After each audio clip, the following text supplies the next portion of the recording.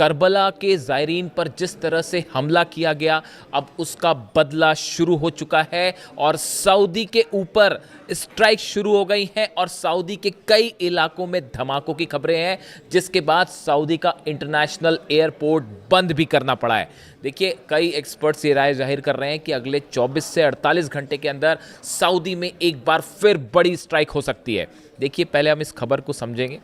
कल जिस तरह से करबला के आसपास हमले किए गए, ख़ास तौर पर अरबईन यात्रा के दौरान जो ज़ायरीन जो इमाम हुसैन साहब की दरगाह पर ज़ियारत के लिए जा रहे थे और इस दौरान करबला और बगदाद के बीच अरबईन यात्रा के मार्ग पर स्थित एक रेस्ट हाउस था, उस पर अटैक हुआ, जिसके वीडियो सोशल मीडिया में वायरल है। इस हमले को लेकर भारी नाराज़गी और भारी गुस्सा देखने को मिल रहा है और सबसे बड़ी बात और सबसे निंदनीय बात, जो सबसे ज़्यादा जिसकी आलोचना हो रही है, कि ये हमले सऊदी और अमेरिका के जॉइंट ऑपरेशन में किए गए। देखिए, सऊदी और अमेरिका की तरफ से इराक में जो हमले किए गए, उसमें मुख्य रूप से जो है वो पॉपुलर मोबिलाइजेशन फोर्सेस यानी पीएमएफ को टारगेट किया गया था और करीब 7 अलग अलग लोकेशंस थी जहां पर ये हमले किए गए। उसमें से एक हमला करबला जा रहे ज़ायरीन के ऊपर हुआ, करबला जा रहे यात्रियों के ऊपर हुआ और बताया जा रहा है कि इस हमले में कई यात्री घायल भी हुए। 20 लड़ाके पीएमएफ के जो हैं वो मारे गए हैं इसमें और 4 बताया जा रहा है कि ईरान के एडवाइज़र्स जो हैं वो भी शहीद हुए हैं, जिसको लेकर अब ये देखिए करबला के ज़ायरीन पर हमला होना और ख़ास तौर पर अरबीन यात्रा के दौरान हमला होना। आज के ज़माने में जब भी कोई भी एयर स्ट्राइक होती है तो उसमें आपको हर चीज़ की जानकारी होती है कि आप कहाँ हमला करने जा रहे हैं, आप किस पर अटैक कर रहे हैं। क्या ये हमला जानबूझ के करबला के ज़ायरीन पर किया गया, जो वहाँ पर जो है ज़ियारत के लिए जा रहे हैं, इमाम हुसैन की दरगाह पर जा रहे हैं? क्या जानबूझकर उन पर हमला किया गया? क्या सऊदी के फाइटर जेट्स को ये बात नहीं पता थी कि यहाँ पर जो है करबला जा रहे ज़ियारत करने जाने वाले यहाँ पे ज़ायरीन जो है वो इसमें शामिल है? तो फिर स्ट्राइक क्यों हुई? अमेरिका को मान लेते हैं, अमेरिका को नहीं पता था। अमेरिका को हालांकि काफ़ी कुछ जानकारी होती है। अभी जो आज सुबह ईरान पर हमले हुए हैं, उस पर एक घर में हमले हुए हैं, उसमें 3 शव मिले हैं, एक माता पिता के और एक 2 साल के बच्चे को उसके रबल से बाहर निकाला गया है। तो जानकारी तो बहुत कुछ, जानकारी तो शायद उस मिनाब के स्कूल की भी थी जहां 168 बच्चियों को शहीद कर दिया गया। तो आज सैटेलाइट के ज़माने में जहां पर ईरान चुन चुन के हमले करता है एक एक लोकेशन पे और तबाह होते हैं अमेरिकी सैनिक, अमेरिकी अड्डे, अमेरिकी एयरपोर्ट्स, तो जब ईरान के पास इतनी सटीक जानकारी थी तो फिर यह जानकारी क्यों नहीं थी कि करबला जा रहे ज़ायरीन कहां पर हैं और उनको क्यों टारगेट किया गया? और वो भी इस ऑपरेशन में सऊदी के फाइटर जेट शामिल थे, अमेरिका के फाइटर जेट शामिल थे। इसको लेकर ईरान में भारी गुस्सा देखने को मिल रहा है और इसे करबला पर हमले की तरह से लिया जा रहा है और इसके बदले की जो है वो एक्शन शुरू हो चुका है। देखिए, कल रात को ही ये खबरें आनी शुरू हो गई थी। आज सुबह हालांकि अमेरिका की तरफ से स्ट्राइक शुरू हो गई, इसलिए शायद कुछ हो सकता है कि अगले 24 से 48 घंटे बाद ये हमले देखने को मिले, जैसा एक्सपर्ट्स बता रहे हैं। लेकिन कल रात की खबर देखिए, Saudi Arabia temporarily suspended operation at Riyadh's King Khalid International Airport following reports of explosions nearby. Saudi में रियाद का जो किंग खालिद इंटरनेशनल एयरपोर्ट है उसके आसपास धमाके हुए। जो खबरें आ रही हैं उसके मुताबिक वहां पर धमाके हुए, जिसके बाद एयरपोर्ट को बंद कर दिया गया। The runway closure disrupt flights forcing some aircraft into holding patterns while officials give no reasons. इसका वजह नहीं बताई गई, लेकिन वहां पर सभी उड़ानें रोक दी गई। The temporary restrictions came amid unconfirmed reports of several explosions near Riyadh। मैं आपको छपी हुई खबरें पढ़ के बता रहा हूँ, यानी कोई अब उसमें से कितनी चीज़ें सही हैं। देखिए, अरब देशों में जो भी हमले हो रहे हैं उसके मीडिया कवरेज पर बैन कर दिया जाता है कि ये तस्वीरें बाहर ना जाएं। अब तो सेंटकॉम ने भी ये बता दिया है कि जो जॉर्डन में ईरान मारता है चुन चुन के, उनकी तस्वीरें ना जाहिर की जाएं। कितने सैनिक मरे हैं अभी तो यही पता नहीं चल रहा। अमेरिका में इस बात का हंगामा मचा हुआ है कि आपने कैजुअलिटी जो हुई है उसकी सच आंकड़े आप नहीं बता रहे हैं, कितना नुकसान हुआ है उसके सच आंकड़े नहीं बता रहे हैं। चाइना खुद कह रहा है कि पता नहीं कितना नुकसान हो गया अमेरिका का। 16-17 बेस जलने का मतलब आप समझ रहे हो कितना नुकसान हुआ होगा अमेरिका का। तो वही हाल अब सऊदी का है और ये कहा जा रहे हैं कि आंकड़े बाहर नहीं आ रहे हैं। और एयरपोर्ट पर जब आप संचालन रोक देते हैं तो बड़ी साधारण सी बात है, देखिए ड्रोन स्ट्राइक्स, मिसाइल स्ट्राइक्स ये लगातार सऊदी में हो रही हैं। ऑयल रिफाइनरी का क्या हाल है, उसमें आग अब तक नहीं बुझ पाई है। यानबू की जो पाइपलाइन है वो तबाह कर दी गई है। जितने सऊदी के आप सैटेलाइट इमेजेस देखिए, सऊदी के जितने पोर्ट हैं सबसे जहाज गायब है। पूरी तरह से सऊदी का ऑयल बिजनेस ठप पड़ा हुआ है। बाब अल मंदेब बंद है, हॉर्मूज बंद है। इसका बड़ा नुकसान यूएई को भी होगा और सऊदी को भी होगा। और इन हालात में बीच में ये जो करबला के ज़ायरीन पर हमला हुआ, इसने आग में घी का काम कर दिया है। अभी तक ये मामला हूती और सऊदी के बीच चल रहा था। देखिए ये हमले की शुरुआत कैसे हुई। ईरान का एक प्लेन जो कि सना इंटरनेशनल एयरपोर्ट पर उतर रहा था, उस पर ये बोल के हमले किए गए कि उस पर हथियार है। ये प्रोवोकेशन था। जो एक्सपर्ट्स बताते हैं ये डोनाल्ड ट्रंप और अमेरिका की सलाह पर सऊदी की तरफ से हमले किए गए थे हूतीस पर। और कोशिश ये थी, इस प्लॉट को शायद सऊदी समझ नहीं पाया, ऐसा कई एक्सपर्ट्स की राय कि सऊदी इस प्लॉट को समझ नहीं पाया और वो जंग में एंटर कर गया। जो एक बार जंग में अंदर आता है साहब, वो बाहर नहीं निकल पाता। 5 साल हो गए यूक्रेन और रूस की जंग को, क्या खत्म हो पा रही है वो जंग? क्या ये ईरान और अमेरिका की जंग रुक पा रही है? ट्रंप को बाहर निकलने का रास्ता नहीं मिल पा रहा। अमेरिका में इस बात की चर्चाएं हो रही हैं। आप सीनेटर्स के बयान देखिए, मैं नहीं कह रहा, सीनेटर्स के बयान देखिए, कांग्रेसमैन के बयान देखिए, वो कह रहे हैं कि डोनाल्ड ट्रंप को इस जंग से इज्जत के साथ बाहर निकलने का मौका नहीं मिल पा रहा। तो ईरान ने वो ठोक रखा है।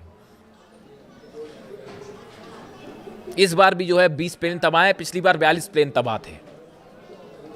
और अब जो हमले हुए हैं आज सुबह, उसके बाद जॉर्डन पे स्ट्राइक कर दी है ऑलरेडी ईरान की तरफ से। अभी बताया नहीं जा रहा, थोड़े समय बाद पता चलेगा आपको। 5 बैलिस्टिक मिसाइल्स दागी गई हैं जॉर्डन के ऊपर। वो गिरी है नहीं गिरी, सामने वाला देश तो यही कहेगा ना जी हमने रोक दिया। तो अगर मिसाइल रोक दी थी तो जॉर्डन में कैसे मारे गए अमेरिकी सैनिक, कैसे बेसिस जल गए? एक एक इंफॉर्मेशन है, कहां रडार तबाह हुआ है, कहां पर हैंगर तबाह हुआ है, कहां पे रनवे तबाह हुआ है, कहां पे सैनिकों के जो बैरक्स थे वो तबाह हुए हैं। एक एक जानकारी है। तो ऐसे में अब ये सऊदी जो है, ऐसा अंदेशा है कि इस करबला पर जो इराक में जो नजफ़ और करबला के बीच जो ज़ायरीन पर हमला हुआ है, इसको करबला के हमले के रूप में देखा जा रहा है। इसको लेकर भयानक गुस्सा है। जो 4 आरजीसी के सैनिक इसमें शहीद होने की खबर है, एडवाइजर्स थे बेसिकली वो, उसको लेकर भी ईरान बदला लेगा, इसमें कोई शक नहीं होना चाहिए किसी को। Several videos circulating on social media appears to show a massive grey cloud of smoke rising into the sky, reportedly following the explosions. ये रियाद की बात हो रही है। रियाद के आसमान में कई जगह पर जो है वो धुआं देखा गया और इस तरह की खबरें हैं कि धमाके के बाद का धुआं था जो स्ट्राइक्स की गई थी। यानी ये जो करबला पर जो हमले थे, जिस तरह से हमले हुए इराक में, इसका आफ्टर इफेक्ट सब शुरू हो गया और ये जल्दी रुकने वाला नहीं है। जल्दी रुकने वाला नहीं है। आप जल्दी ही बड़ा अटैक देख सकते हैं, जो हालात समझ में आ रही है। अब ये जो ज़ायरीन जो है, जो कि जा रहे थे वहाँ पर इमाम हुसैन साहब की दरगाह पे, उनका क्या कहना है? तमाम खतरों और तनाव के बावजूद इमाम हुसैन की ज़ियारत के लिए जा रहे श्रद्धालुओं के हौसले बुलंद हैं। वो लगातार करबला की ओर आगे बढ़ रहे हैं। इमाम हुसैन साहब जो थे, वो सिर्फ शियाओं के लिए प्रेरणा के स्रोत नहीं है। वो शिया हो, चाहे सुन्नी हो, चाहे हिंदू हो, चाहे मुसलमान हो, चाहे सिख हो, चाहे ईसाई हो, सबके लिए प्रेरणा के स्रोत हैं वो इमाम हुसैन साहब।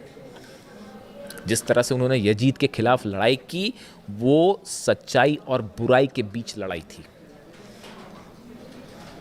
उन्होंने ये बात सिखाई है ह्यूमैनिटी को कि अगर कहीं अन्याय हो रहा है, अत्याचार हो रहा है, तो कैसे उसके खिलाफ आवाज़ उठाई जाए। उन्हीं के रास्ते पर अली खामेनी साहब हमेशा से चले और यही वजह है कि आज ईरान को दुनिया की सबसे बड़ी फोर्स होने का दावा करने वाला अमेरिका और इजराइल मिल के नहीं हरा पा रहे।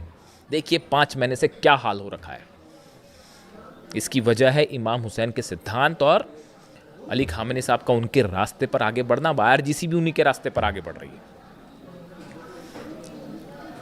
आप तकनीक ले आइए बड़ी सारी हमला करने की, ये मिसाइल वो मिसाइल, ये जहाज वो जहाज और ये सैटेलाइट सब ले आइए, लड़ने का हौसला कहाँ से ले आओगे आप?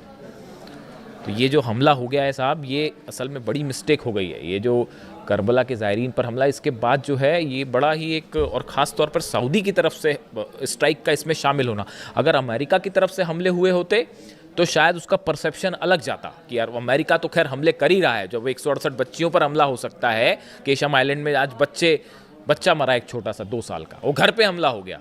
क्या था वहाँ, पता नहीं कौन सा वहाँ पे स्ट्रैटेजिक लोकेशन थी, मुझे तो समझ नहीं आता। आप फाइटर F-35 जेट को ये समझ में नहीं आ रहा है कि कहाँ हमले करना है, नहीं करना है। गजब हाल है भाई। तो अब ऐसे हालात में जो ये है इसका देखिए, सऊदी ऑलरेडी हूती के निशाने पर है, बाबल मंदेब बंद है, हॉर्मुज बंद है। इस हालात में अब ये जो अरब देश हैं, ये जंग अब आगे बढ़ती जा रही है, ये फैलती जा रही है। और देखिए ये एक ऐसी प्रोसेस शुरू हो गई अनएंडिंग, जहां अब बातचीत का कोई मतलब नहीं। आपको लगता है इस सूरत में कोई बातचीत होने वाली है? इस सूरत में ईरान अपना यूरेनियम इंस्पेक्शन करने देगा, न्यूक्लियर प्रोग्राम। डोनाल्ड ट्रंप की विदेश नीति पूरी तरह से फेल हो चुकी है ईरान के मामले में। तमाम एक्सपर्ट्स की ये राय है, वॉर स्ट्रेटेजी फेल हो चुकी है। अब यहाँ से आगे क्या होगा बताओ, आप क्या किया जाए यहाँ से आगे? आप हमला करेंगे, फिर ये हमला करेंगे, फिर वो हमला करेंगे, फिर ये हमला करेंगे। एयर स्ट्राइक से जंग नहीं जीती जाती, मैं नहीं कह रहा, ब्रेड कूपर कह रहे हैं, सेंटकॉम चीफ कह रहे हैं कि साहब एयर स्ट्राइक बहुत हो गई, अब इससे ज़्यादा एयर स्ट्राइक से क्या हासिल करेंगे हम। ये ब्रेड कूपर ने कहा, जो सोर्सेज बता रहे हैं, सेंटकॉम चीफ जो है वो कह रहे हैं डोनाल्ड ट्रंप। ग्राउंड ऑपरेशन आप कर नहीं सकते, तो आप फंस गए हैं बेसिकली। तो अब हालात ये है कि अच्छा, एक और गौर करने वाली बात, इस बात पर भी नज़र डालिए आप।